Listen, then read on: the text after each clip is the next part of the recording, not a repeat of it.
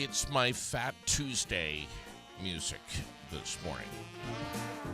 We got celebrations, including weeks of parades and masked balls and king cake-filled gatherings. Never been to New Orleans. Would love to. I would love to just walk the streets. Maybe grab some beads, enjoy some jazz. It would be fun. I don't know. But this is Fat Tuesday, and a very good morning, and welcome. We're going to be talking about a lot of things today. First of all, be careful on the roads this morning. I'll show you a couple of live shots of what we have. For the most part, it looks like it's pretty smooth going, but we are getting some reports, especially right here in Brookfield, the high spot, of some slick areas. And with the temperatures being what they are, which is generally kind of like in the 20s for most of us right now, you could get a little squirrely. Just slow down, be careful. All right, this is again another shot of Brookfield where the snow is falling. Just be careful. Use some common sense. And I know that I've been saying that a lot lately, and you definitely don't need the reminder, but I'm always going to say, please slow down, drive carefully. Today is National Random Acts of Kindness Day today. I'm wondering, what are you going to do? Are you going to do anything? Are you going to buy somebody a cup of coffee? Maybe pay it forward in the drive-thru line this morning. 19 days away from daylight savings time. Yeah, I'm going to be counting it down. You bet. You've got the Aired Out podcast from Fly on the Wall Productions, North Main Street, Barrie, Vermont. airedoutvt.com if you haven't been on the page yet. Very good morning to you. Yeah, it is Tuesday. Looking forward to Rick Yarish tomorrow morning. Sweethearts and Heroes Day today. If you've never caught Rick on the air, it is an absolute must. Do not miss it. Do not miss it. Yes, Glenn, I am going to be bringing you a Shamrock Shake. And, you know, you hear that Mardi Gras music, and there's hope that there could be some green grass coming and some green Shamrock Shakes soon enough. I asked McDonald's in South Barrie to give me a pretty good heads up when they think they were going to be launching the first Shamrock Shake, and I'm hoping to get my hands on, if not the first, the second.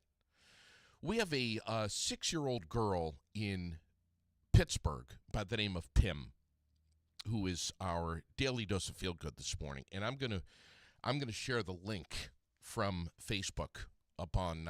Actually, I'll put it in the comments right now. This little girl has made national headlines over the last, I believe, the last couple of weeks. She is really doing something. She has sold over 100,000 boxes of Girl Scout cookies, the most ever sold in a single season. we've got the video. I just dropped it here. Pim has special needs, and some reports say that she has previously been turned away from a Girl Scout troop whose leader said that her disabilities would hold the troop back.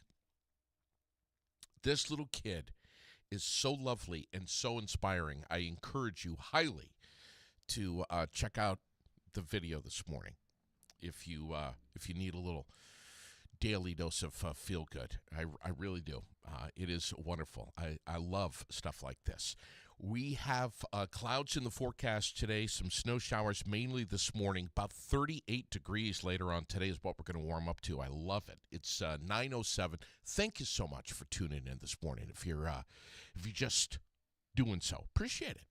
Cloudy skies tonight, down about 28. Tomorrow, cloudy and 34. I said it yesterday. I'll say it. I think I said it yesterday. I did. I think I said it Friday, too, that this is a boring forecast. I know. Thursday, partly cloudy, 36. Hey, at least we're into the 30s here. That's not bad. Friday through Sunday, we have some light snow showers here and there. About, they're saying a half an inch here, an inch there. Over the course of Friday through Sunday through the weekend, we're looking at probably, most likely, a few inches total. All right, so maybe some slick travel. All you need is just a little bit of snow to make it slick. All right, so be careful this weekend traveling. Birthdays today: Rebecca Runga, Ann Cardinal. We have Ann Hawksby, Julie Ann Bellevue, Jalen Ray, Sandy Rivers, Dean Utton, John Morrison, Karen Gilman, Sue Gilmette, and looks like Ed Sheeran is 35 years old today. So happy birthday to all of those rock stars, if they're even tuned in and listening this morning, which they're probably not. And I'm doubting that Paris Hilton is tuned in this morning, too. She's 45 today. Got a net worth of $400 million. Jason Ritter, 46. Lucy Davis, 53. That's Etta Candy from Wonder Woman. Billy Joe Armstrong, 54. That's the Green Day singer. And I thought they were. I thought the Super Bowl kickoff party that they did was fantastic, outside of the his fake British accent. But I thought it was great, high energy. I thought it was fantastic. Denise Richards, 55.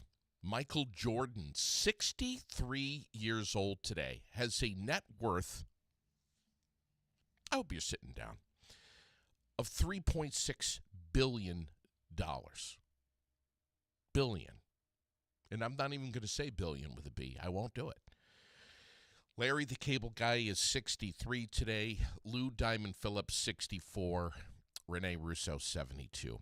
We are sending you to an incredible night of music with Heartless, the tribute to the music of Ann Wilson with our local tribute band Heartless, who's got roots right here in Central Vermont. Friday night, they're going to be at the Chandler Center for the Arts. We want to get you there. We want to get you some tickets. Of course, you can get right on the Chandler's website and buy some tickets. And they're not pricey either. Priced very well. I'm told by the Chandler that things are filling up rather quickly over there for this show Friday night. But if you would like to win a pair of tickets, all you have to do is like the post that's on the Aired Out page, drop a comment, throw some love at the band, and share the post as well. And then on Thursday morning, I'm going to choose one winner for a pair of tickets. Good luck. Friday night, it's going to be fantastic. Facebook question of the day. Where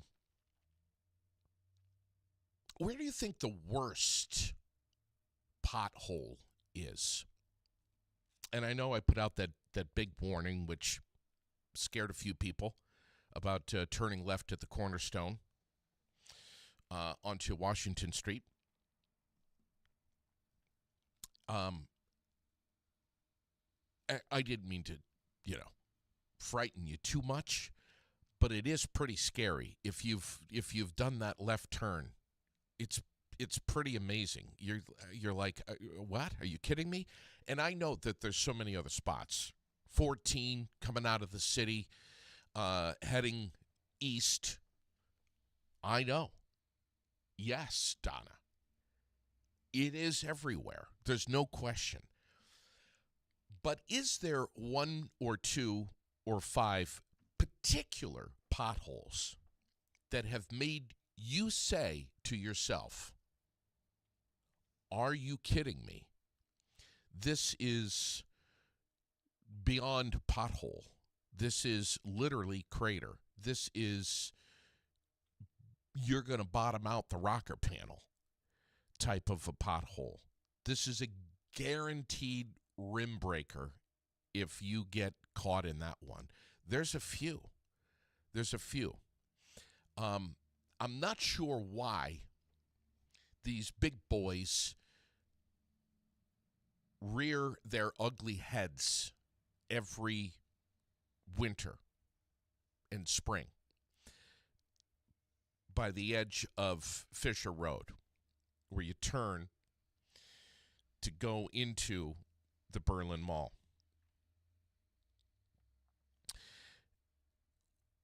It's worse if you're coming out of the Berlin Mall, turning right onto Fisher Road. There's some monsters that have been in there that I'm not sure. Do we need to like dig down 20 feet and fill these things in? Because they come back right there every year. I know. High traffic, high volume area. I get it. But man, those are, in my opinion, some of the worst. I think there's two big suckers right there. The other ones are leaving the Berlin Mall, going the other way toward the new Starbucks and the new Chipotle. Heading out that way. Fox Run. They're huge. I mean, I just went through there yesterday, and I literally, it's like cars were stopping and having to wait their turn for the other directional traffic to move before they could proceed by driving around. They're that big. Am I complaining? I don't know. Is this typical? Is this something that none of us should be surprised about living up here in the North Country? Are we not yet used to potholes? Of course we are. It's a way of living. It comes with the territory. It comes with the latitude and longitude. Or does it? What constitutes a pothole that is so bad that it's that it's not even a pothole anymore? It's like a serious, it's more than a bump. It's, if you get stuck in it, if you hit it, you're going to do some damage. Constructive criticism. Is that what it is? I don't know. I'm trying to be a little careful with what I'm saying, because I know that the road crews are busting their asses. And they're tired of hearing about the complaints about the potholes. And they're good people. They're great people. And they work so hard. I get it. Josh says the repairs aren't working as it's too far gone. The patching sits proud of the surface. Plows snag it, and it takes out more, and the hole gets deeper. Same thing in the city. Yeah. I don't know, man. I'm telling you right now, if it's dark out and you're leaving the Berlin Mall, either way, you better really be careful. Throw some snow in there and maybe some rain this spring. United States women's national hockey team headed to the gold medal game after a decisive semifinal win over Sweden. I'm not sure how much of the Olympics you're paying attention to, but if not, I'll try to scratch the surface on it just a little bit. With this win, gold is now within reach for Team USA, which is a big deal. I'm not sure if I'll be watching the game, but I'm trying to pay attention to what's happening with the Olympics a little bit. After day 10, Norway maintained their lead, 28 medals. 12 of them are gold. Italy is next with 23 medals. And Team USA is third with 19 medals, 6 of them gold. How about that bobsledding? Saw that. Incredible. Did the bobsled one time. Yeah, I did. Up at Lake Placid. It was a long time ago. I'm serious. It was unbelievable. The 2026 NFL franchise transition tag window officially opens today, February 17th. Teams can now designate one player with either a franchise tag or a transition tag through March 3rd. If you're a football nut, you're probably aware of this. College hoop. If you're a fan, you were probably watching number 6 Iowa last night, pulling off a huge late comeback win at home, topping number 2 Houston 70-67. It was an amazing game, even though I didn't see it. I read about it. I heard about it this morning. Hey, the World newspaper comes out on Wednesday, tomorrow. Make sure you grab a fresh copy. There's a lot of stuff that's happening in our community. Wellness Wednesday is going to be tomorrow, which is going to be the final one this month. So make sure you get to that at 23 Summer Street right here in Barrie. We'll give you more information on that as we get closer, but it's absolutely free. Being that it is a Tuesday night, we have the Tuesday night meal at the American Legion. Dine in or take out. Either way, it's $12. It's a great meal, too. 5:30 is when they start serving it up.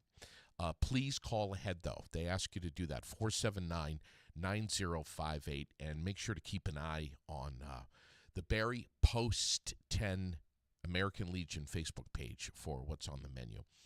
What else do we have going on? Tomorrow, Wing Wednesday at the VFW, Post 790. Wing and Ding with Donna Thunder. She'll be rocking out and bringing the love and the great music and the good times over to the VFW. Again, 5 o'clock is when that is served up tomorrow. Wing Wednesday at the VFW, Post 790. What else do we have going on? We talked about Heartless on Friday night, giving you tickets on Thursday. Meet Bingo is Saturday at the American Legion, 6:30. That's so much fun. If you've never been, highly recommend it. It's a good time. It really is. You're going to leave with meat. Let's see, what else we have? National headlines, some sad news. 3 people, including the suspected gunman, killed yesterday with that shooting Monday afternoon at the Dennis Lynch Arena in Pawtucket, Rhode Island. I was in my truck when the news was breaking, and just horrible to hear this. The shooting happened at a high school co-op hockey game, and appears to have been domestic in nature, with the gunman targeting family members before fatally shooting himself. And the injured victims were taken to Rhode Island Hospital. Student athletes not physically harmed, but the FBI is assisting with the investigation. Just a horrible, horrible story. Really is. And that woman who is in the news saying, I know who the shooter is. It's my father. Unbelievable. We have a partial government shutdown continuing as Congress failed to pass a funding bill for the U.S. Department of Homeland Security. Lawmakers remain divided under the proposed immigration enforcement oversight measures. Are you surprised? No agreement in sight. Essential DHS workers are still on the job, but the funding lapse is causing pay disruptions and operational concerns. Can you imagine working for the DHS? World news. We have a second round of U.S.-Iran nuclear talks beginning today in Geneva. We'll see how that goes. After Iran launches a second round of Navy drills. Meanwhile, we got the U.S. deploying some more aircraft carriers to the region. Crazy. Yesterday, I was talking a little bit about a recent Facebook question that I asked. And took a little bit of a dive on it and wanted to bring this up this morning, as I said that I would. And I'm going to bring on a friend of ours who is a financial strategist, Steve Cotton, and get his take on this. I posted up that the economy seems to be improving. And I get I get quite a bit of fire here at Aired Out. No matter what I say or post, it's going to rub somebody the wrong way. And I said the economy looks like it's basically doing well. And the fire that I took was, JD, do you believe everything you hear? Do you believe everything you see, everything you read? What makes you say that? Is your head in the sand?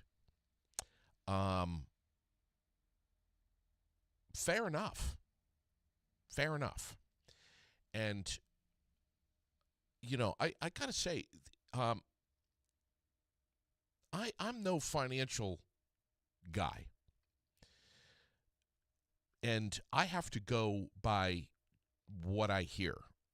And I try to toggle back and forth between the left and the right when it comes to news media. I try to hear what the other side is saying. And I try to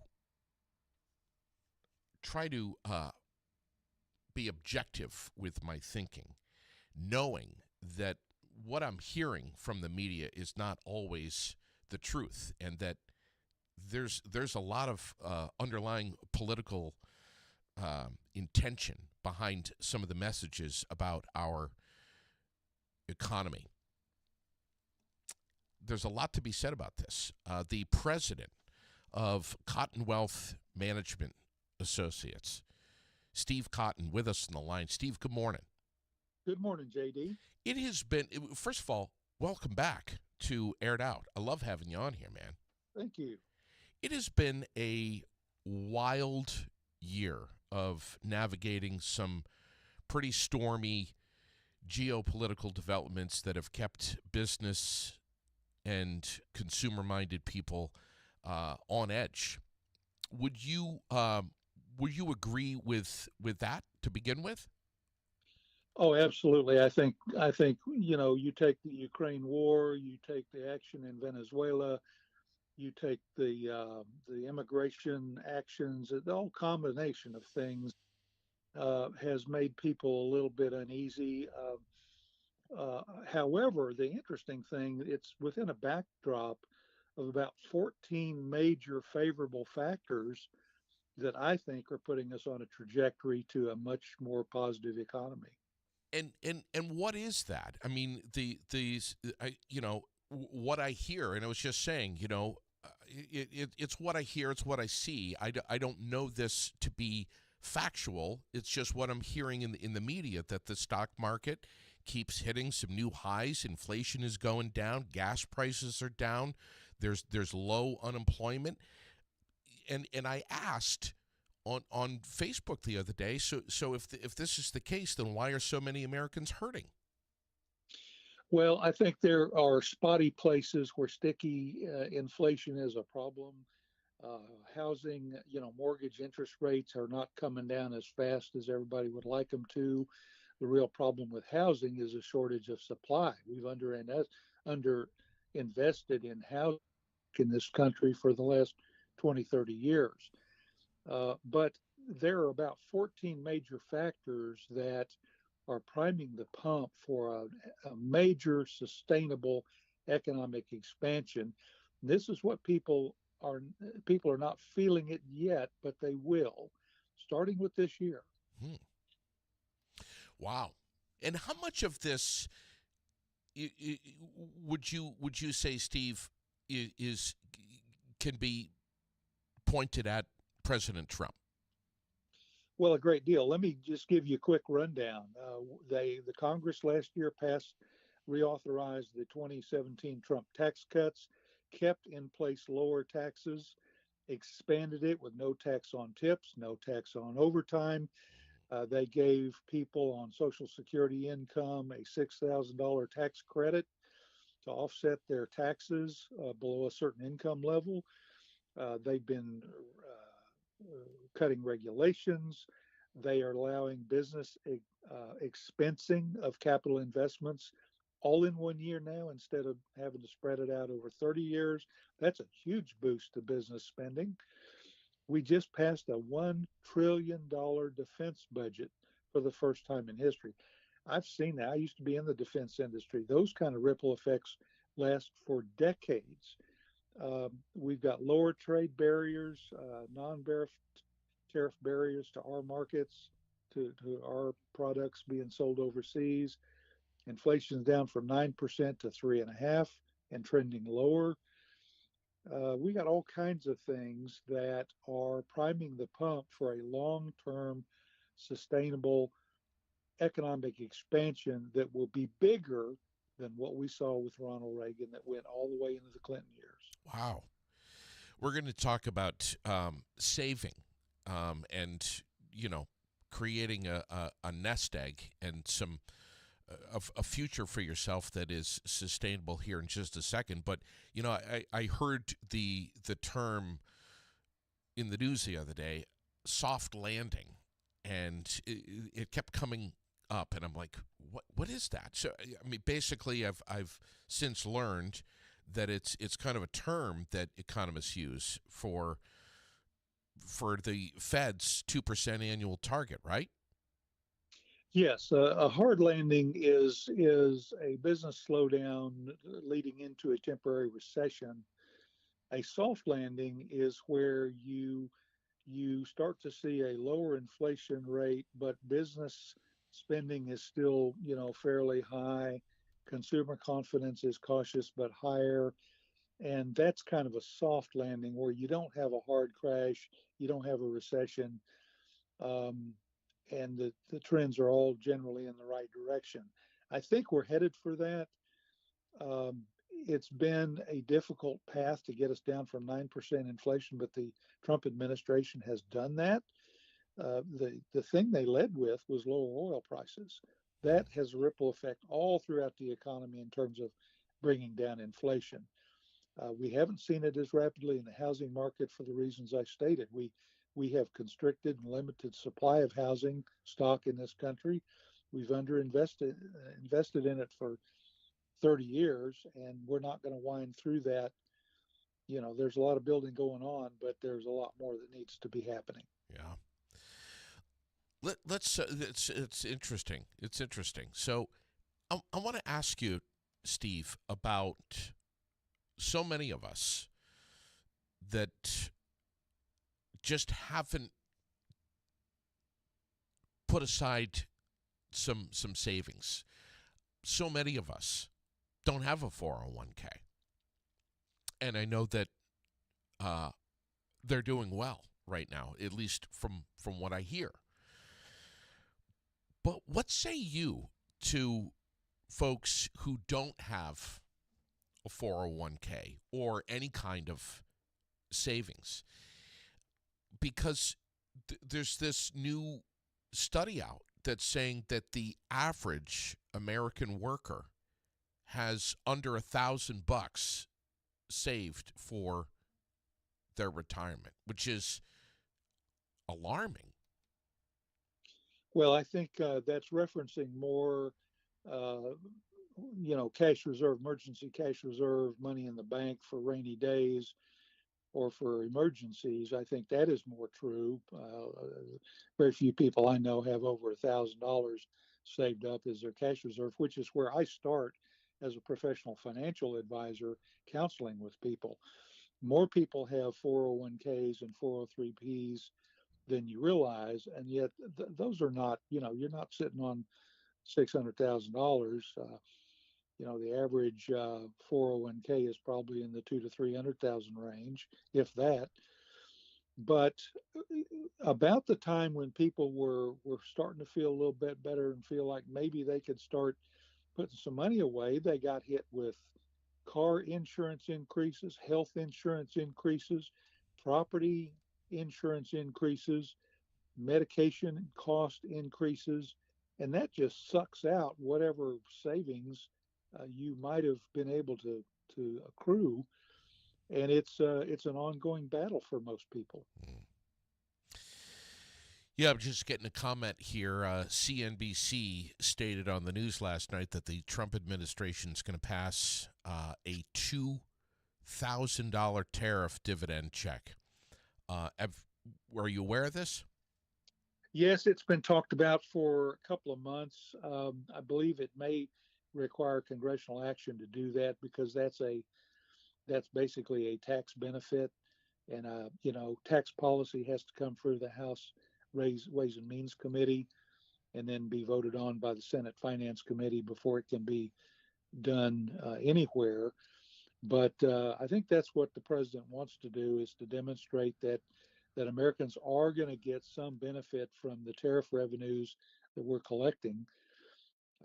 But there are still some things, there are areas where tariffs, I think, will be inflationary. For example, Trump put a 50% tariff on copper. We only import about half the copper we need. I mean, we only generate half the copper we need domestically. We have to import the rest of it. So things like that going into home construction, wiring, stuff like that, that can't help but be inflationary.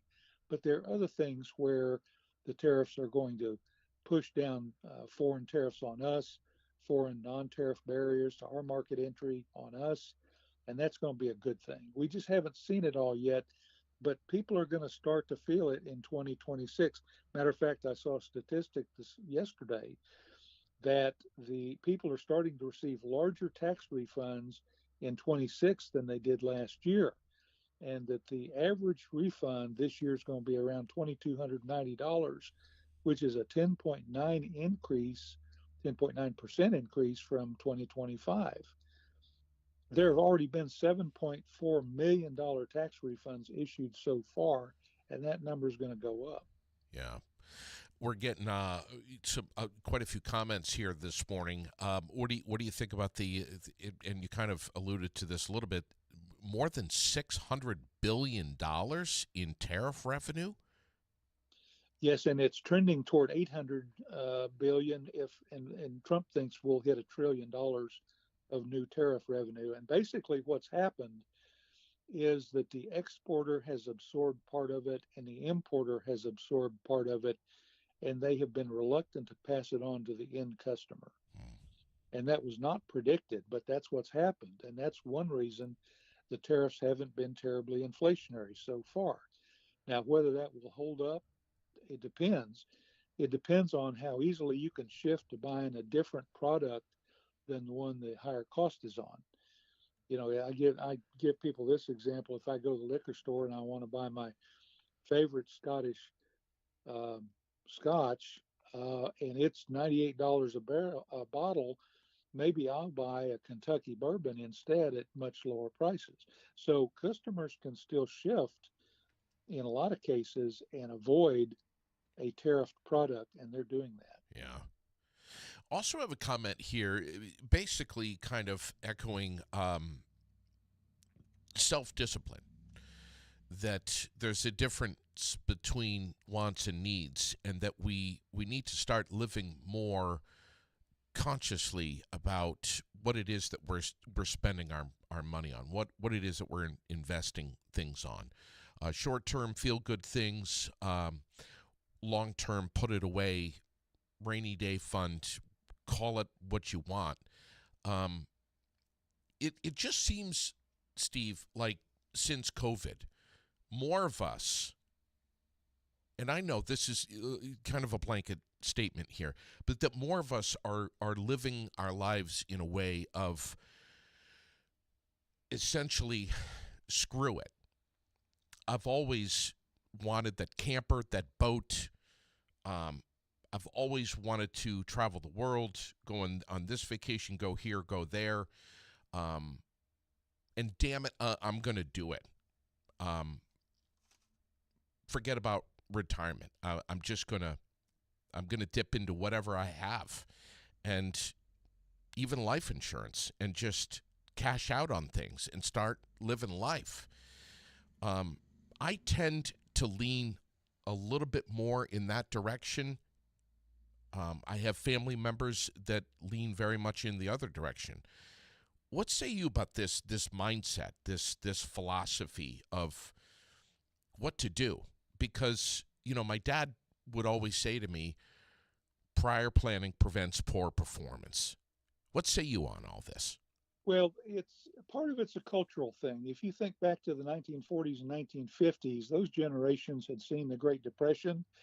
They understood scarcity, and they were savers and they were builders. Once you got into the 1960s, you had the baby boomer population. You had parents that were going to spend a little bit more freely on their kids, and the generations since then have been even more consumer motivated. You'll remember that credit cards came in big time in the 1960s, and with the advent of the credit card, that led to a surge in people buying now, paying later. And that thing has escalated over the last decades to where the current generations are not necessarily, they're not attuned to saving, they're not attuned to paying themselves first. As a professional financial advisor, I always start with, let's set up an emergency cash reserve for 3 to 6 months of living expenses if something happens. And then let's look at your 401k or individual retirement account, a Roth IRA if you're younger, and let's begin to pay yourself first. Let's always pay yourself first, just like it was a light bill, just like it was a gasoline bill. That is part of your financial freedom fund down the road. But a lot of people don't work with financial advisors. They don't ever hear that, and all they hear is spend, spend, spend. The thing that's going to make that hazardous for people is as insurance costs go up, and if they have a major health crisis, cost of medication is not trending down; it's trending up. Cost of healthcare has been trending up for a long time. You ignore the future at your own risk, because there are very real health problems that can come up that can destroy everything you have built if you're not mindful of saving. And very, very quickly. Yes, it can be very fast. I know in Dallas County, in Texas, you could spend if you had a major long-term crisis. Let's say you had a stroke and you had to have assisted living or long-term care. You could end up spending $65,000 a year or more just on long-term care. Can you imagine how fast that would go through a 401k or a retirement account? Yeah. Devastating. That's so scary. we have a comment here that you should tuck away a minimum of 10% of your income. Every paycheck, take 10% and split it off, put it away.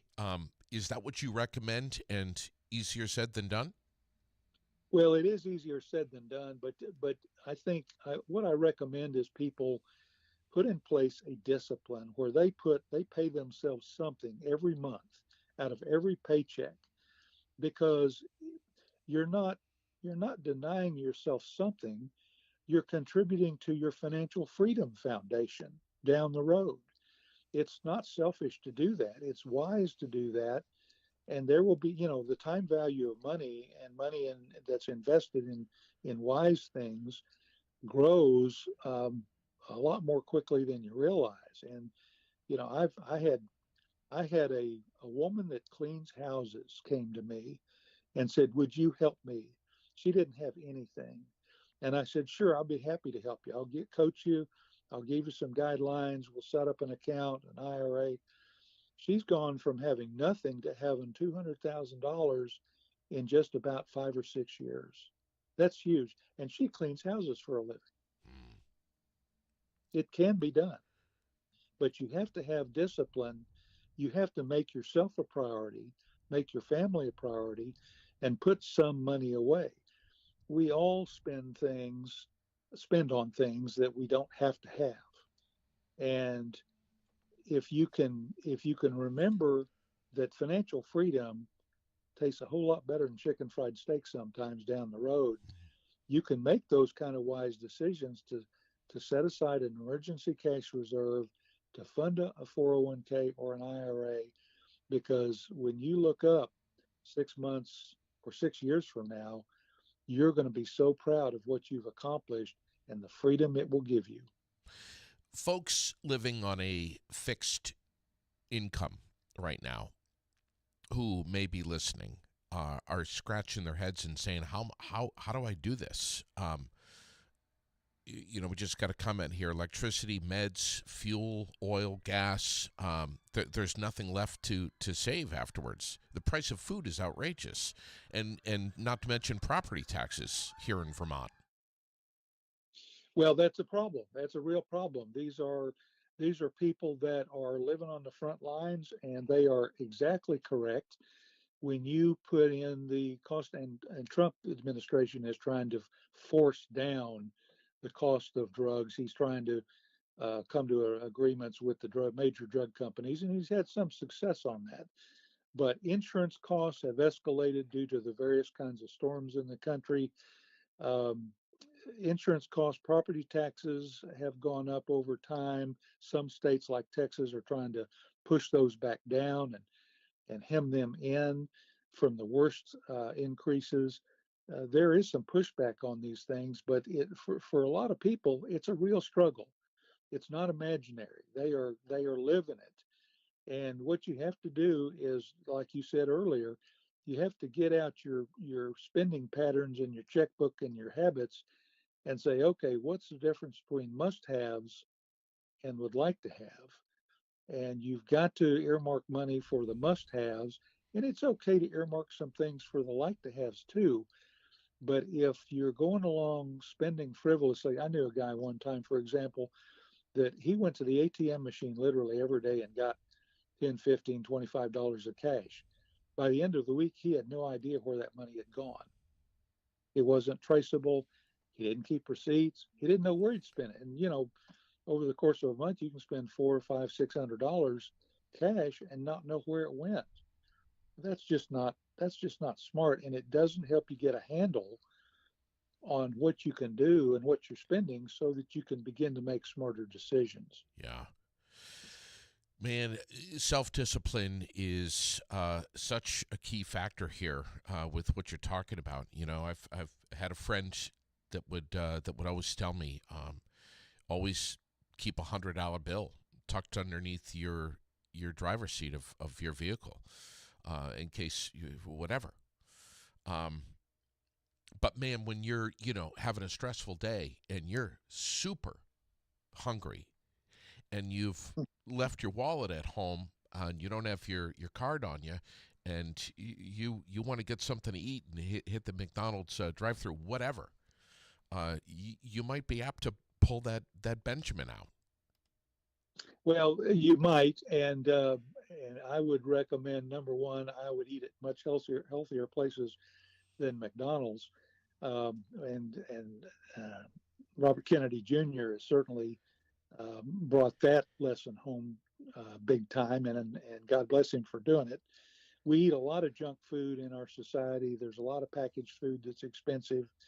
If we would go back to more basic food that's healthier for us, we'd live longer, we'd have lower health costs, and we'd save money.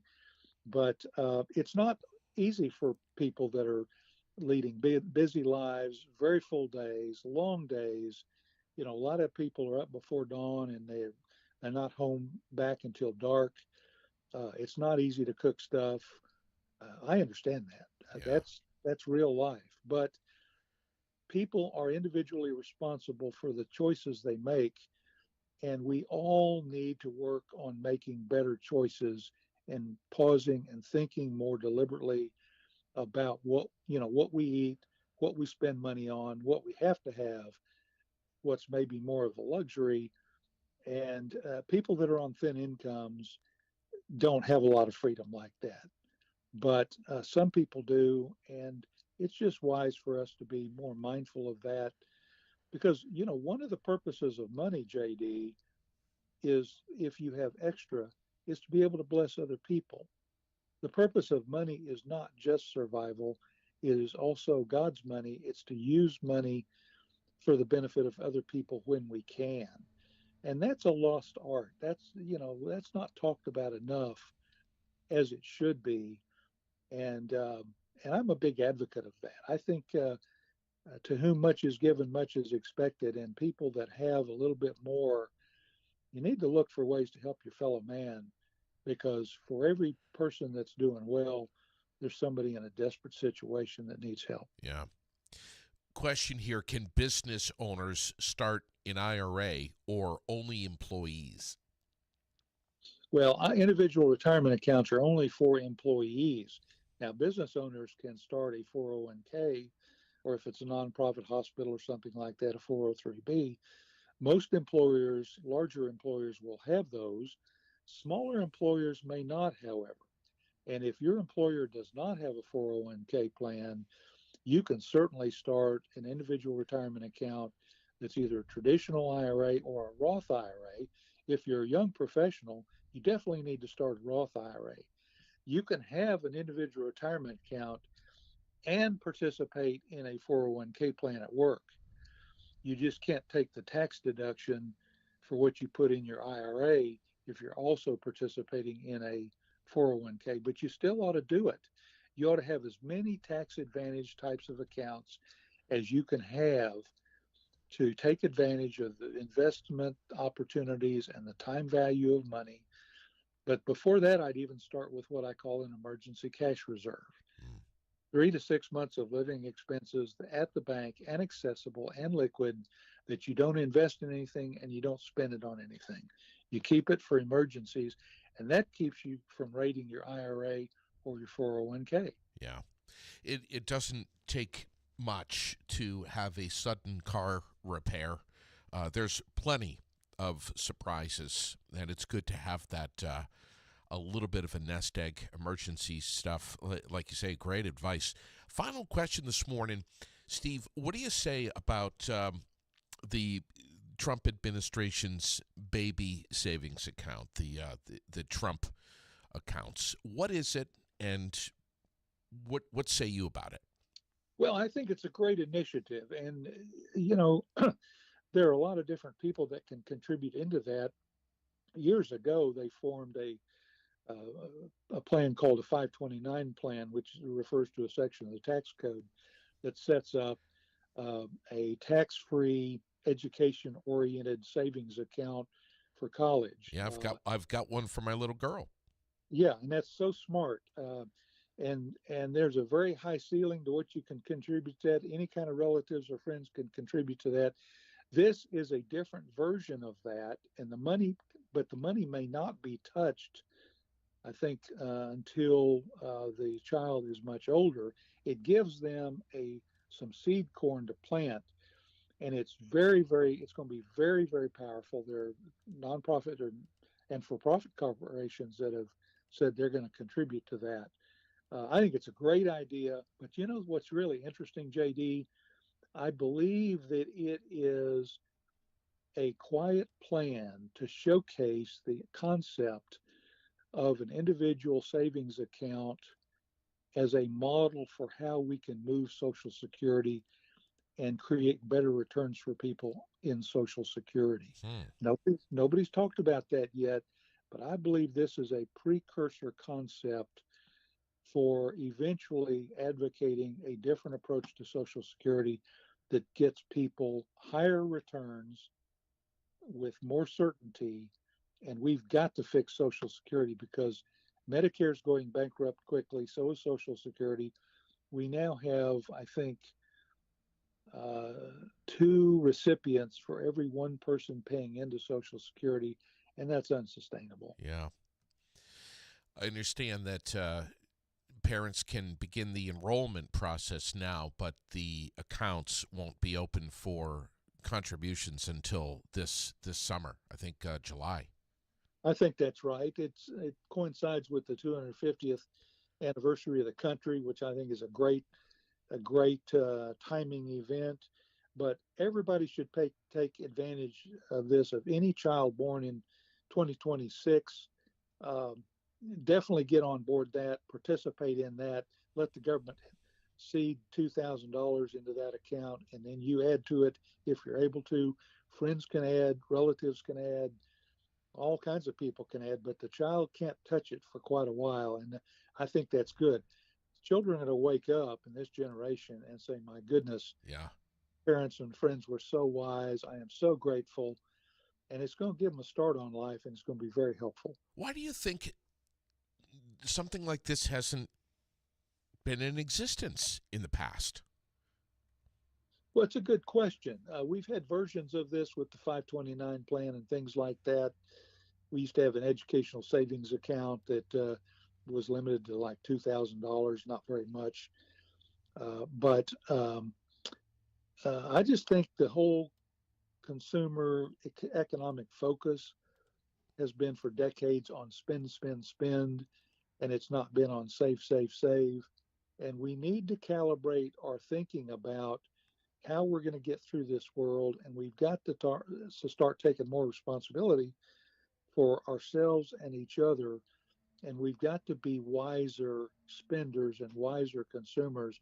It's very doable. It's Yeah. very possible for most people who are not, living hand to mouth, paycheck to paycheck. A lot of people are, but the cost of living is the enemy, and insurance costs are the enemy. And it's hard to fight that when you're driving cars and you're owning homes, and you've got those headwinds. But you've got to make a plan and get with a professional financial advisor who can coach you, who can encourage you, who can keep you focused on the mission.